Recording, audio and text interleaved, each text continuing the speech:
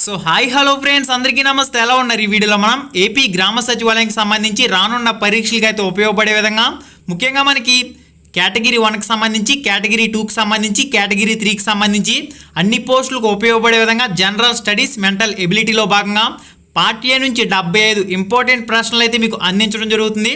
Friends, ప్రతి ప్రశ్న చాలా ఇంపార్టెంట్. అసలు మనకి ప్రశ్న అనేది ఏ విధంగా వస్తుంది అది క్లియర్గా అబ్జర్వ్ చేయండి. ఆ ప్రశ్న వచ్చే టాపిక్ కూడా చాలా ఇంపార్టెంట్. ఈ విషయాన్ని అయితే గమనించండి. మనకి మొదటి ప్రశ్న, భారత రాజ్యాంగానికి ముఖ్య ఆధారం ఏంటని చెప్పేసి మనకి ప్రశ్న అయితే ఉంది. బ్రిటిష్ రాజ్యాంగం, అమెరికా రాజ్యాంగం, ఆస్ట్రేలియా రాజ్యాంగం, భారత ప్రభుత్వ చట్టం 1930. కరెక్ట్ ఆన్సర్ వచ్చేసరికి బ్రిటిష్ రాజ్యాంగం, ఆప్షన్ 1 కరెక్ట్ ఆన్సర్ అవుతుంది. ఫ్రెండ్స్, వీడియో చూస్తున్న ప్రతి ఒక్కరు తప్పకుండా లైక్ చేయండి. మీరు లైక్ చేస్తేనే మరిన్ని వీడియోలు మన ఛానల్ ద్వారా మీకు డైలీ అందుతూ ఉంటాయి. మనకి రెండవ ప్రశ్న, భారత రాజ్యాంగ ప్రవేశిక వ్యక్తపరిచే అంశం ఏంటని చెప్పేసి మనకు ప్రశ్న అయితే ఉంది. రాజ్యాంగ అంశాలు, రాజ్యాంగ తత్వం, రాజ్యాంగ సారాంశం, పైవన్నీయు. ఇక్కడ మనకి కరెక్ట్ ఆన్సర్ వచ్చేసరికి పైవన్నీయు. ఓకే, 3 అంశాలు కూడా సరైనవే. మనకి నెక్స్ట్ ప్రశ్న, మూడవ ప్రశ్న, రాష్ట్రపతి జీతభత్యాలకు సంబంధించి సరైనది ఏంటని చెప్పేసి మనకు ప్రశ్న అయితే ఉంది. పార్లమెంట్ నిర్ణయిస్తుంది, ఎట్టి పరిస్థితుల్లోనూ తగ్గించరాదు, జీతభత్యాలపై ఆదాయం పన్ను ఉంటుంది. ఇక్కడ మనకి ఇచ్చిన 3 అంశాలు కూడా సరైనవే. ఆప్షన్ 4 పైవన్నీయు సరైనవే. ఓకే, మనకి నెక్స్ట్ ప్రశ్న, 4వ ప్రశ్న, రాజ్యాంగంలో ఆర్థిక సామాజిక ప్రణాళికలు ఏ జాబితాలో ఉంటాయి ఏంటని చెప్పేసి మనకు ప్రశ్న అయితే ఉంది. ఇక్కడ చూడండి, ఆర్థిక సామాజిక, ఓకే, రాష్ట్ర జాబితా, కేంద్ర జాబితా, ఉమ్మడి జాబితా, అవశిష్టాంశాలు. ఈ టాపిక్ అనేది మనకు చాలా ఇంపార్టెంట్. దీనికి సంబంధించి కరెక్ట్ ఆన్సర్ వచ్చేసరికి కేంద్ర జాబితాలోకి మనకి ఈ అంశం అనేది వెళ్తుంది. మనకి కేంద్ర జాబితాలోకి ఏ అంశాలు వెళ్తాయి, రాష్ట్ర జాబితాలోకి ఏ అంశాలు వెళ్తాయి, ఉమ్మడి జాబితాలోకి ఏ అంశాలు వెళ్తాయి, అవశిష్టాంశాలు అంటే ఏంటి, వీటి గురించి క్లియర్గా చదువుకోవాల్సిన అవసరం అయితే ఉంది. మనకి నెక్స్ట్ ప్రశ్న, 5వ ప్రశ్న, వీటిలో ఏ రాష్ట్రంలో విధాన పరిషత్ రద్దు చేసి తిరిగి ఏర్పాటు చేశారు ఏంటని చెప్పేసి మనకు ప్రశ్న అయితే ఉంది. ఆంధ్రప్రదేశ్, తమిళనాడు, కర్ణాటక, మధ్యప్రదేశ్. మరి కరెక్ట్ ఆన్సర్ వచ్చేసరికి ఆంధ్రప్రదేశ్లో మనకి విధాన పరిషత్ను రద్దు చేసి తిరిగి మళ్ళీ ఏర్పాటు చేయడం జరిగింది.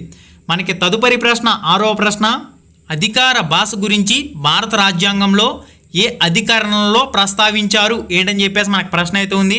ఇక్కడ డైరెక్ట్గా కరెక్ట్ ఆన్సరే చెప్తాను. కరెక్ట్ ఆన్సర్ వచ్చేసరికి 343, 351. Okay, 343 to 351, option 4.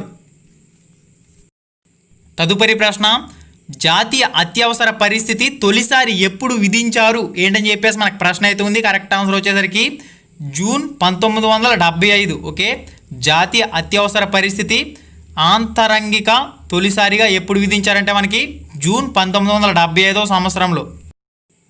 పార్టీ రహిత ప్రజాస్వామ్యాన్ని ప్రతిపాదించిన వారు ఎవరు ఏంటని చెప్పేసి మనకు ప్రశ్న అయితే ఉంది.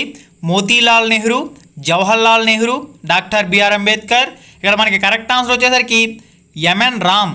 Okay, MN Ram, option 4 correct answer అవుతుంది.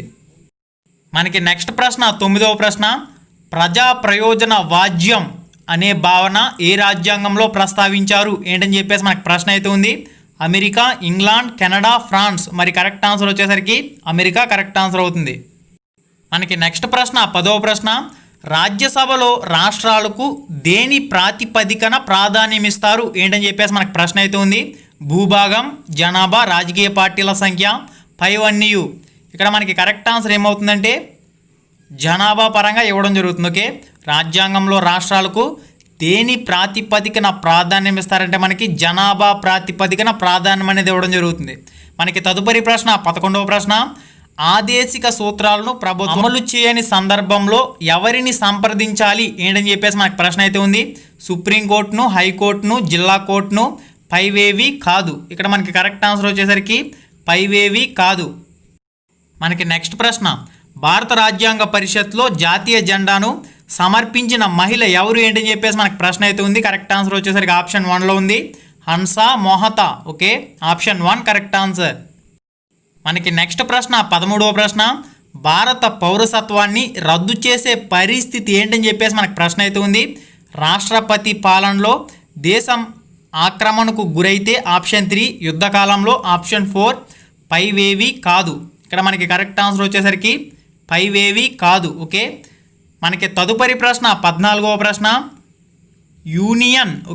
యూనియన్ పబ్లిక్ సర్వీస్ కమిషన్ విధులను పొడిగించగలిగేది ఎవరు ఏంటని చెప్పేసి మనకు ప్రశ్న అయితే ఉంది. ఉపరాష్ట్రపతి, పార్లమెంటు, రాజ్యసభ, ప్రధాన న్యాయమూర్తి. ఇక్కడ మనకి కరెక్ట్ ఆన్సర్ అనేది పార్లమెంట్ మాత్రమే పొడిగించగలుగుతుంది. మనకి నెక్స్ట్ ప్రశ్న 15వ ప్రశ్న, మొరార్జీ దేశాయ్ తర్వాత ప్రధాని ఎవరు ఏంటని చెప్పేసి మనకు ప్రశ్న అయితే ఉంది. ఇందిరాగాంధీ, చంద్రశేఖర్, చరణ్ సింగ్. ఆప్షన్ 4 వచ్చేసరికి విపి సింగ్. మరి కరెక్ట్ ఆన్సర్ వచ్చేసరికి Charan Singh. Okay, option 3 correct answer.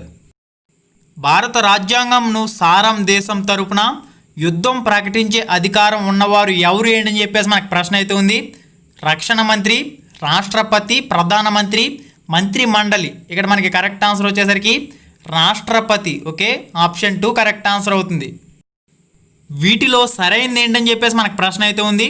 Option 1, తొలిసారి ఆంధ్రప్రదేశ్ రాష్ట్ర పంచాయతీ ఎన్నికల్లో 50% రిజర్వేషన్లు కల్పించారు. ఇది మనకి సరైనది కాదు. ఆప్షన్ 2, ఒరిస్సా తొలిసారిగా రాష్ట్ర పంచాయతీరాజ్లో సంస్కరణలు అమలు చేసింది. ఇది కూడా సరైనది కాదు. స్వతంత్రం తర్వాత తొలిసారిగా రాష్ట్ర పంచాయతీరాజ్ సంస్థలు కేరళలో ప్రారంభించింది. ఇది కూడా సరైనది కాదు. ఆప్షన్ 4, బీహార్ పంచాయతీరాజ్ ఎన్నికల్లో తొలిసారి మహిళలకు రిజర్వేషన్ 50% వాటా అమలు చేసింది. ఇది మనకి సరైన సమాధానం. Okay, option 4 correct answer. మనకి నెక్స్ట్ ప్రశ్న 18వ ప్రశ్న, భారత రాష్ట్రపతికి సంబంధించి వీటిలో సరికానిది. ఓకే, సరికానిది ఏంటని చెప్పేసి మనకు ప్రశ్న అయితే ఉంది. రాష్ట్రపతిగా చేరినప్పటి నుంచి 5 ఏళ్ల పదవిలో ఉంటారు. ఇది మనకి సరైనదే. ప్రధాన ఎన్నికల అధికారిని నియమిస్తారు. ఇది కూడా సరైనదే. అటార్నీ జనరల్ను తొలగిస్తారు. ఇది కూడా సరైనదే. జాతీయ రక్షణ కమిటీకి నాయకత్వం వహిస్తారు. ఇది మనకి సరైనది కాదు. ఆప్షన్ 3 రాంగ్ ఆన్సర్ అవుతుంది. మనకి తదుపరి ప్రశ్న 19వ ప్రశ్న, నూతన రాష్ట్ర ఏర్పాటుకు భారత రాజ్యాంగంలో చెప్పిన విధానం ఏంటని చెప్పేసి మనకు ప్రశ్న అయితే ఉంది. ఆప్షన్ 1, 2/3 వంతు మెజారిటీతో చట్టం చేయడం. ఆప్షన్ 2, పూర్తి మెజారిటీతో చట్టం చేయడం. సాధారణ మెజారిటీతో చట్టం చేయడం. పైవేవి కాదు. ఇక్కడ మనకి సరైన సమాధానం వచ్చేసరికి సాధారణ మెజారిటీతో చట్టం చేయడం అనేది సరైన అంశం అవుతుంది. Option 3 correct answer. మనకి తదుపరి ప్రశ్న 20వ ప్రశ్న, భారత రాజ్యాంగం సర్వసత్తాక సామ్యవాద మతాతీయ ప్రజాస్వామ్య రిపబ్లిక్ను ఎవరికి ప్రకటించింది ఏంటని చెప్పేసి మనకు ప్రశ్న అయితే ఉంది. భారత ప్రజలకు, లోక్సభ సభ్యులకు, రాజ్యసభ సభ్యులకు, రాష్ట్ర శాసనసభ సభ్యులకు. ఇక్కడ మనకి కరెక్ట్ ఆన్సర్ అనేది అందరికీ తెలుసు, భారత ప్రజలందరికీ కూడా. ఇంకా అందరికీ తెలుసు, లౌకిక రాజ్యం అంటే మత ప్రమేయం లేని రాజ్యం అని అర్థం. ఓకే, మనకి తదుపరి ప్రశ్న 21వ ప్రశ్న, భారత రాజ్యాంగ పీఠిక రాజ్యాంగం 2 ఏంటని చెప్పేసి మనకు ప్రశ్న అయితే ఉంది.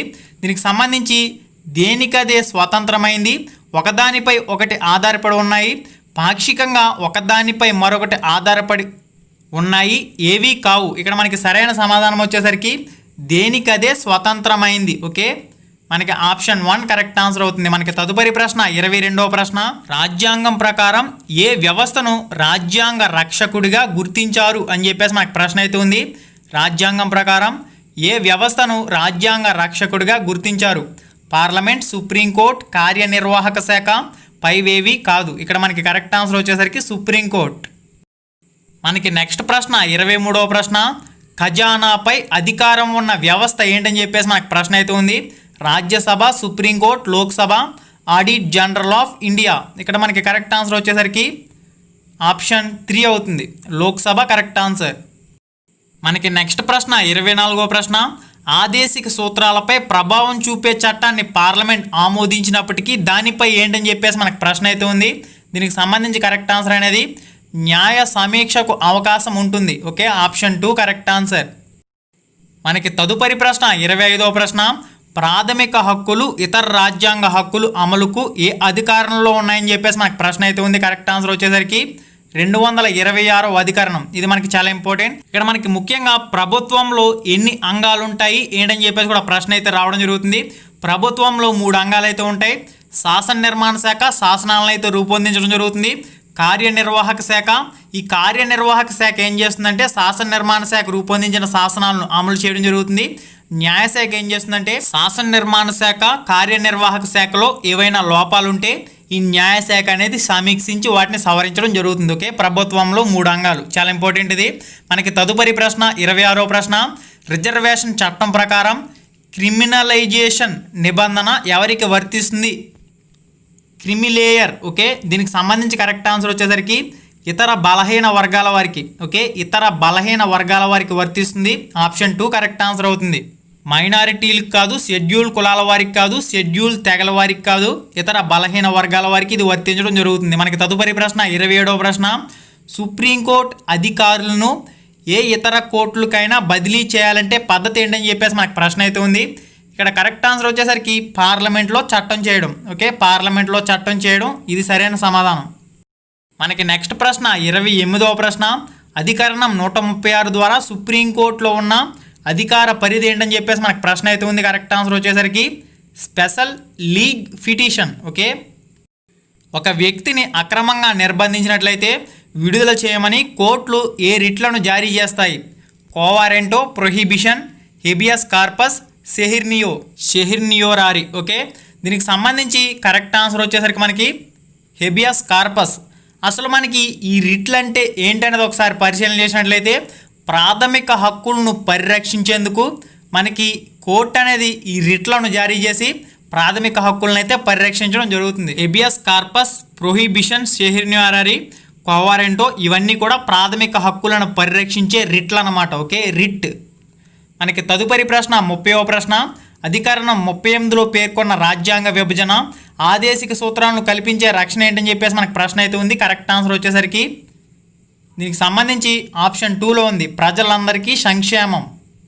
మనకి నెక్స్ట్ ప్రశ్న భారత రాజ్యాంగం ఏంటని చెప్పేసి మనకు ప్రశ్న అయితే ఉంది. ఆప్షన్ 1 ఏకకేంద్రక రాజ్యాంగం కానీ సమైక్య రాజ్యాంగ లక్షణాలతో కూడుకుంది. ఇది సరైనది కాదు. ఏకకేంద్ర రాజ్యాంగం ఇది కూడా సరైనది కాదు. సమైక్య రాజ్యాంగం ఇది కూడా సరైనది కాదు. ఏకకేంద్ర లక్షణాలున్న సమైక్య రాజ్యాంగం ఆప్షన్ 4 కరెక్ట్ ఆన్సర్ అవుతుంది. భారత రాజ్యాంగం 1950 జనవరి 26న అమల్లోకి రావడం జరిగింది. భారత రాజ్యాంగాన్ని డాక్టర్ బిఆర్ అంబేద్కర్ గారు రచించడం జరిగింది. భారత రాజ్యాంగ కమిటీ అధ్యక్షుడు ఎవరంటే డాక్టర్ బాబు రాజేంద్ర ప్రసాద్. భారత రాజ్యాంగాన్ని ఎన్ని రోజులు రచించారు? ఓకే, ఈ ఆన్సర్ అనేది మీరు కామెంట్ రూపంలో కామెంట్ చేసి తెలియచేయండి. మనకి తదుపరి ప్రశ్న 32వ ప్రశ్న.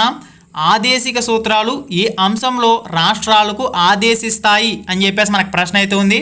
క్లియర్గా మనకి 4 ఆప్షన్లు అయితే ఉన్నాయి. కరెక్ట్ ఆన్సర్ వచ్చేసరికి ఆప్షన్ 1 అవుతుంది. ఓకే, ఇక్కడ ప్రజల సంక్షేమం, సామాజిక విధానానికి రక్షణ కల్పించడం, కార్యనిర్వాహక శాఖ నుంచి న్యాయశాఖను వేరు చేయడం.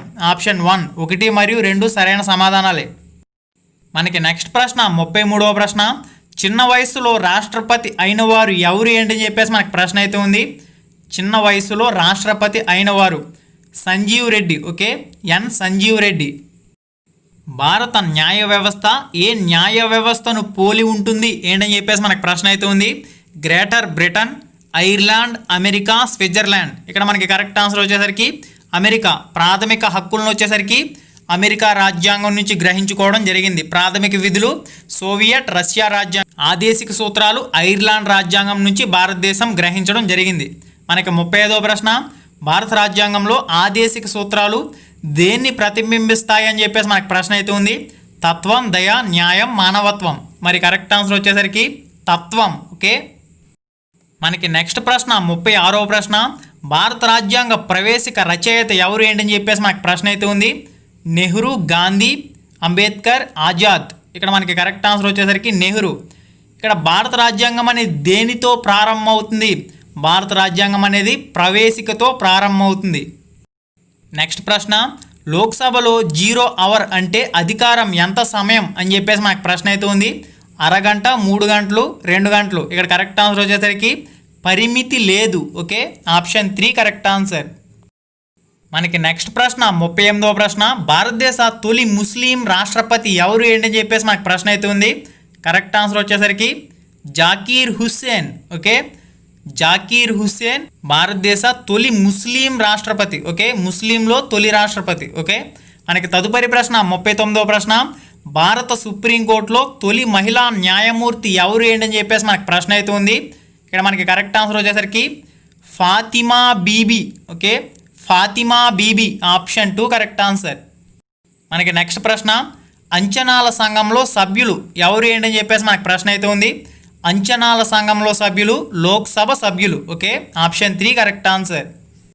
మనకి నెక్స్ట్ ప్రశ్న 41వ ప్రశ్న, భారత్లో ఆదేశిక సూత్రం కానిది ఏంటని చెప్పేసి మనకి ప్రశ్న అయితే ఉంది. మద్య నిషేధం, పని హక్కు, సమాన పనికి సమాన వేతనం, సమాచార హక్కు. ఇక్కడ కరెక్ట్ ఆన్సర్ వచ్చేసరికి ఆప్షన్ 4 అవుతుంది, సమాచార హక్కు. మనకి నెక్స్ట్ ప్రశ్న 42వ ప్రశ్న, వీటిలో రాజ్యాంగ సంస్థ కానిది ఏంటని చెప్పేసి మనకు ప్రశ్న అయితే ఉంది. ఆర్థిక సంఘం, ఎన్నికల సంఘం, union public service commission. Option 4 ప్రణాళికా సంఘం కరెక్ట్ ఆన్సర్ అవుతుంది. Option 4 correct answer. భారత్లో ప్రజాస్వామ్యం ఉంది కానీ ప్రజల భాగస్వామ్యం సహకారం లేకుండా ప్రజాస్వామ్యం మనుగడ సాగించలేదు అంటే ఏంటని చెప్పేసి మనకు ప్రశ్న అయితే ఉంది. ప్రజలు ప్రభుత్వంలో సహకరించి పాల్గొనాలి. ఆప్షన్ 3 కరెక్ట్ ఆన్సర్ అవుతుంది. ప్రజలు ప్రభుత్వంలో సహకరించి పాల్గొనాలి. మనకి క్వశ్చన్ నెంబర్ 44, వీటిలో దేన్ని భారత రాజ్యాంగంలో పేర్కొనలేదు? అంతర్రాష్ట్ర మండలి, అఖిల భారత సర్వీసు, అగాంత కానిది. ఆప్షన్ 4 వచ్చేసరికి జాతీయ అభివృద్ధి మండలి కరెక్ట్ ఆన్సర్ అవుతుంది. ఓకే, మనకి నెక్స్ట్ ప్రశ్న, వీటిలో మానవ హక్కుల కమిషన్ ఇటీవల ప్రకటించిన హక్కు ఏంటని చెప్పేసి మనకి ప్రశ్న అయితే ఉంది. విద్య, ప్రజాసేవలో సమానత్వం, ఆహార. ఇక్కడ మనకి కరెక్ట్ ఆన్సర్ వచ్చేసరికి ఆప్షన్ 3లో ఉంది, ఆహారం. బొమ్మై వర్సెస్ యూనివర్సిటీ ఆఫ్ ఇండియా కేసులో ఏ అధికరణపై విస్తృతంగా వ్యాఖ్యానించింది అని చెప్పేసి మనకు ప్రశ్న అయితే ఉంది. కరెక్ట్ ఆన్సర్ వచ్చేసరికి 356. మనకి నెక్స్ట్ ప్రశ్న 47వ ప్రశ్న, భారత రాజ్యాంగం ప్రకారం వీటిలో నవంబర్ 26, 1949 నుంచి తక్షణమే అమల్లోకి వచ్చింది ఏంటని చెప్పేసి మనకు ప్రశ్న అయితే ఉంది. పౌరసత్వం, అత్యవసర పరిస్థితులు, ఎన్నికలు, సమైక్య విధానం. ఇక్కడ మనకి కరెక్ట్ ఆన్సర్ వచ్చేసరికి 1 మరియు 3, పౌరసత్వం, ఎన్నికలు. ఓకే, 1 మరియు 3, ఆప్షన్ 4 కరెక్ట్ ఆన్సర్ అవుతుంది. మనకి తదుపరి ప్రశ్న 48వ ప్రశ్న, భారత రాజ్యాంగం తాత్విక భావన దేని ఆధారంగా రూపొందించినారు అని చెప్పేసి మనకు ప్రశ్న అయితే ఉంది. 1947లో నెహ్రూ లక్ష్యాల తీర్మానం. ఓకే, 1947లో నెహ్రూ లక్ష్యాల తీర్మానం ఆధారంగా భారత రాజ్యాంగం తాత్విక భావన రూపొందించడం జరిగింది. నెక్స్ట్ వన్, ఆస్తి హక్కుకు సంబంధించి సరైనది ఏంటని చెప్పేసి మనకు ప్రశ్న అయితే ఉంది. అధికరణం 300A ప్రకారం న్యాయబద్ధ హక్కు, ఇది ఒక వ్యాపారాత్మక హక్కు, ఇది ఒక సహజ హక్కు, ఏది కాదు. ఇక్కడ మనకి కరెక్ట్ ఆన్సర్ అనేది అధికరణం 300A ప్రకారం న్యాయబద్ధ హక్కు. నెక్స్ట్ ప్రశ్న 50వ ప్రశ్న, పాక్షిక న్యాయ సంబంధ సంస్థ వీటిలో ఏంటని చెప్పేసి మనకు ప్రశ్న అయితే ఉంది. క్లియర్ 4 ఆప్షన్లు అయితే ఉన్నాయి. కరెక్ట్ ఆన్సర్ వచ్చేసరికి పరిపాలనా ట్రిబ్యునల్. ఓకే, పరిపాలనా ట్రిబ్యునల్ కరెక్ట్ ఆన్సర్ అవుతుంది. మనకి నెక్స్ట్ ప్రశ్న 51వ ప్రశ్న, లోక్సభ స్పీకర్కు సంబంధించి వీరిలో సరికానిది ఏంటని చెప్పేసి మనకు ప్రశ్న అయితే ఉంది. కరెక్ట్ ఆన్సర్ వచ్చేసరికి స్పీకర్ను తొలగించే సమావేశం రాష్ట్రపతి అధ్యక్షన జరుగుతుంది. ఓకే, ఆప్షన్ 2 కరెక్ట్ ఆన్సర్ అవుతుంది. నెక్స్ట్ ప్రశ్న 52వ ప్రశ్న, ఓట్ ఆన్ అకౌంట్ ఇంటీరియం బడ్జెట్ల మధ్య వ్యత్యాసం ఏంటని చెప్పేసి మనకు ప్రశ్న అయితే ఉంది. కరెక్ట్ ఆన్సర్ వచ్చేసరికి ఆప్షన్ 2 కరెక్ట్ ఆన్సర్ అవుతుంది. ఇక్కడ మనకి ఓట్ ఆన్ అకౌంట్ ప్రభుత్వం ఖర్చులకు సంబంధించిన అంశాలను తెలుపుతుంది. ఇంటీరియర్ బడ్జెట్ ఖర్చులు జమ గురించి తెలుపుతుంది. ఇక్కడ మనకి ఆప్షన్ 1 ఏముంది, ఓట్ ఆన్ అకౌంట్ విధానం రెగ్యులర్ ప్రభుత్వం వాడితే ఇంటీరియర్ బడ్జెట్ విధానాన్ని ఆపద్ధర్మ ప్రభుత్వం ఉపయోగిస్తుంది. ఇది మనకి సరైనది కాదు. ఓకే, ఆప్షన్ 2 కరెక్ట్ ఆన్సర్ అవుతుంది. మనకి నెక్స్ట్ ప్రశ్న 53వ ప్రశ్న, ప్రజాస్వామ్యానికి ఊరట కలిగించే అంశాలు వీటిలో ఏంటని చెప్పేసి మనకు ప్రశ్న అయితే ఉంది. సంకీర్ణ ప్రభుత్వం, రాజకీయ నైష్పత్తిక ప్రాతినిధ్యం. ఆప్షన్ 3 వచ్చేసరికి శాసనసభ కార్యనిర్వాహక వర్గాల మధ్య అధికార విభజన అని చెప్పేసి ఉంది. ఇక్కడ కరెక్ట్ ఆన్సర్ అనేది ఆప్షన్ 4 అవుతుంది. 2 మరియు 3 సరైన సమాధానాలు. ఓకే, 2 మరియు 3 సరైన సమాధానాలు అవుతాయి. మనకి నెక్స్ట్ ప్రశ్న 54వ ప్రశ్న, అధికరణ 263 ప్రకారం వీటిలో అంతర్రాష్ట్ర మండలి సభ్యులు ఎవరు ఏంటని చెప్పేసి మనకు ప్రశ్న అయితే ఉంది. ముఖ్యమంత్రులు, కేంద్రపాలిత ప్రాంతాల పాలకులు. ఆప్షన్ 2 వచ్చేసరికి ప్రధానమంత్రి, అన్ని రాష్ట్రాల ముఖ్యమంత్రులు, కేంద్రపాలిత ప్రాంతాల పరిపాలనాధికారులు. ఆప్షన్ 3 ప్రధాని 6 మంత్రి క్యాబినెట్ మంత్రులు, రాష్ట్ర ముఖ్యమంత్రులు, కేంద్రపాలిత ప్రాంత పరిపాలకులు. ఆప్షన్ 4 ప్రధాని, లోక్సభలోని ప్రతిపక్ష నాయకుడు, రాజ్యసభ సభ్యులందరూ. ఇక్కడ సరైన సమాధానం వచ్చేసరికి ఆప్షన్ 2లో ఉంది చూడండి. ప్రధానమంత్రి అన్ని రాష్ట్రాల ముఖ్యమంత్రులు కేంద్ర పాలిత ప్రాంతాల పరిపాలనాధికారులు. ఆప్షన్ 2 సరైన సమాధానం అవుతుంది. ఓకే, మనకి తదుపరి ప్రశ్న 55వ ప్రశ్న. పంచాయతీ రద్దయితే ఎంతకాలంలో ఎన్నికలు నిర్వహించారు అని చెప్పేసి మనకు ప్రశ్న అయితే ఉంది. నెల, 3 నెలలు, 6 నెలలు, ఏడాది. ఇక్కడ కరెక్ట్ ఆన్సర్ వచ్చేసరికి 6 నెలలు. ఓకే, తదుపరి ప్రశ్న. అలీన దేశాల సంస్థకు సెక్రటరీ జనరల్గా పనిచేసిన రాష్ట్రపతి ఎవరు ఏంటని చెప్పేసి మనకు ప్రశ్న అయితే ఉంది. Correct answer Sarvepalli Radhakrishnan. Okay, Sarvepalli Radhakrishna. Option 1 correct answer. మనకి నెక్స్ట్ ప్రశ్న 57వ ప్రశ్న. కేంద్ర మంత్రి మండలి సంఖ్య లోక్సభలో మొత్తం సభ్యుల సంఖ్యలో 15% మించరాదని ఏ రాజ్యాంగ సవరణ ద్వారా నిర్ణయించారు ఏంటని చెప్పేసి మనకు ప్రశ్న అయితే ఉంది. కరెక్ట్ ఆన్సర్ 91వ. ఓకే, ఆప్షన్ 2 కరెక్ట్ ఆన్సర్ అవుతుంది. తదుపరి ప్రశ్న 58వ ప్రశ్న. ఈ క్రింది వాటిలో సరికాని జత ఏంటని చెప్పేసి మనకు ప్రశ్న అయితే ఉంది. భాషలు 8వ షెడ్యూల్, ఇది సరైందే. ప్రమాణ స్వీకరణ పద్ధతులు 3వ షెడ్యూల్, ఇది కూడా సరైందే. రాజ్యసభ సీట్ల కేటాయింపు 4వ షెడ్యూల్, ఇది కూడా సరైందే. పార్టీ ఫిరాయింపులు 9వ షెడ్యూల్, ఇది మనకి సరైంది కాదు. ఆప్షన్ 4 మనకి కరెక్ట్ ఆన్సర్ అవుతుంది. లౌకికవాదం సమైక్యవాదం రాజ్యాంగానికి పునాది వంటివి ఏ కేసులో సుప్రీంకోర్టు తీర్పు చెప్పింది ఏంటని చెప్పేసి మనకు ప్రశ్న అయితే ఉంది. కరెక్ట్ ఆన్సర్ వచ్చేసరికి ఎస్ఆర్ బొమ్మై కేస్. ఓకే, తదుపరి ప్రశ్న. వీరిలో ఉపరాష్ట్రపతిగా పనిచేసిన వారు ఎవరు ఏంటని చెప్పేసి మనకు ప్రశ్న అయితే ఉంది. శంకర్ దయాల్ శర్మ, వెంకట్రామన్, కేఆర్ నారాయణ్. ఆప్షన్ 4 పైవారందరూ. ఇక్కడ మరి కరెక్ట్ ఆన్సర్ వచ్చేసరికి పైవారందరూ కూడా ఉపరాష్ట్రపతులుగా పనిచేయడం జరిగింది. Next one. భారతదేశంలో ఎన్ని జతల రాష్ట్రాలకు ఉమ్మడి హైకోర్టులు ఉన్నాయని చెప్పేసి మనకు ప్రశ్న అయితే ఉంది. కరెక్ట్ ఆన్సర్ వచ్చేసరికి option 2 3. Okay, option 2 3 correct answer అవుతుంది. Question number 62. రాజ్యాంగంలో 21వ భాగంలో క్రింది ఏ రాష్ట్రానికి సంబంధించి తాత్కాలిక బదిలీ దీంతోపాటు అంశాల పొందుపరచబడ్డాయని చెప్పేసి మనకు ప్రశ్న అయితే ఉంది.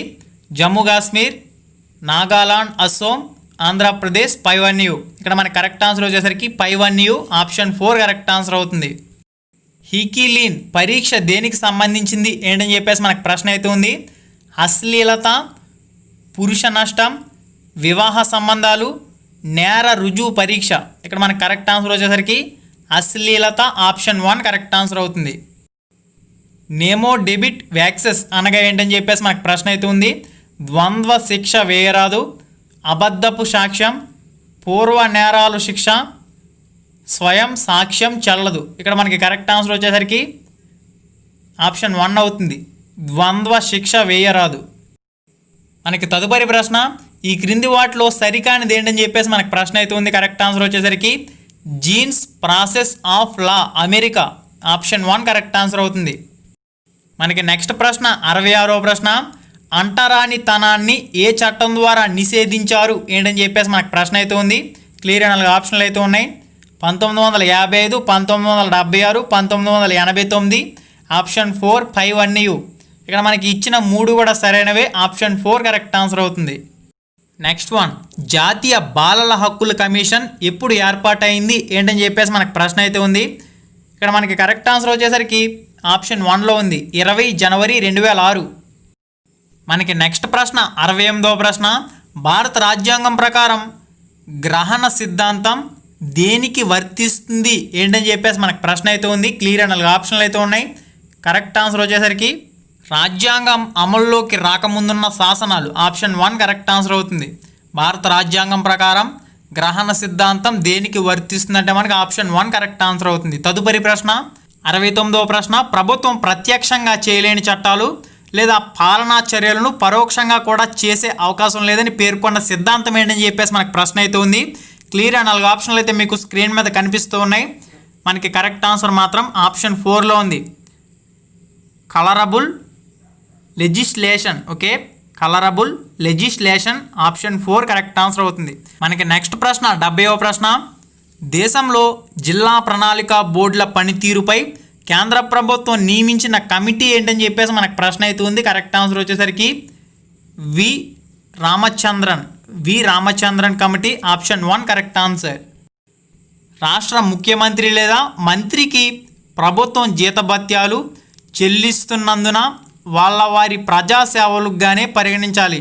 దీనికి సంబంధించి ఐసీసీ 21 సబార్టికల్ 2 పరిధిలోకి వస్తుందని ఏ కేసులో సుప్రీంకోర్టు తీర్పు చెప్పింది ఏంటని చెప్పేసి మనకు ప్రశ్న అయితే ఉంది. కరెక్ట్ ఆన్సర్ వచ్చేసరికి Karunanidhi versus union of India option 1 correct answer. Next ప్రశ్న 72వ ప్రశ్న. భారత రాజ్యాంగం ప్రధానంగా ఒక సామాజిక పత్రం అని వర్ణించిన వారు ఎవరు ఏంటని చెప్పేసి మనకు ప్రశ్న అయితే ఉంది. కరెక్ట్ ఆన్సర్ వచ్చేసరికి గ్రాన్విల్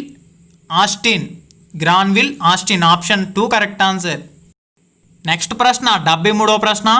ఏ కమిటీ సూచనల ప్రకారం భారత పార్లమెంట్ తొలిసారిగా లోక్పాల్ బిల్లును ప్రవేశపెట్టారు అని చెప్పేసి మనకు ప్రశ్న అయితే ఉంది. కరెక్ట్ ఆన్సర్ వచ్చేసరికి కే సంతానం ఆప్షన్ 2 మొదటి పరిపాలనా సంస్కరణల commission option 3 Sarkaria option 4 Krishna Menon. ఇక్కడ మనకి కరెక్ట్ ఆన్సర్ అనేది మొదటి పరిపాలనా సంస్కరణల కమిషన్ ఆప్షన్ 2 కరెక్ట్ ఆన్సర్ అవుతుంది. ఓకే, మనకి తదుపరి ప్రశ్న 74వ ప్రశ్న. లోక్ అదాలత్కు సంబంధించి వాస్తవిక అంశం ఏంటని చెప్పేసి మనకు ప్రశ్న అయితే ఉంది. కేసులు ప్రధానంగా రాజీ మార్గం ద్వారా పరిష్కారం, ఇది మనకి సరైందే. సత్వర న్యాయాన్ని తక్కువ ఖర్చుతో అందించడం, ఇది కూడా సరైందే.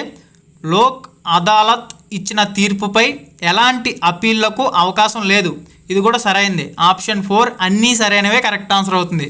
మనకి తదుపరి ప్రశ్న 75వ ప్రశ్న. స్థానిక స్వపరిపాలనా సంస్థ LM సింఘ్వి కమిటీ సూచించిన అంశం ఏంటని చెప్పేసి మనకు ప్రశ్న అయితే ఉంది. క్లియర్ 4 ఆప్షన్లు అయితే ఉన్నాయి. కరెక్ట్ ఆన్సర్ వచ్చేసరికి సామాజిక న్యాయ కమిటీలను ఏర్పాటు చేయాలి, ఆప్షన్ 4 కరెక్ట్ ఆన్సర్ అవుతుంది.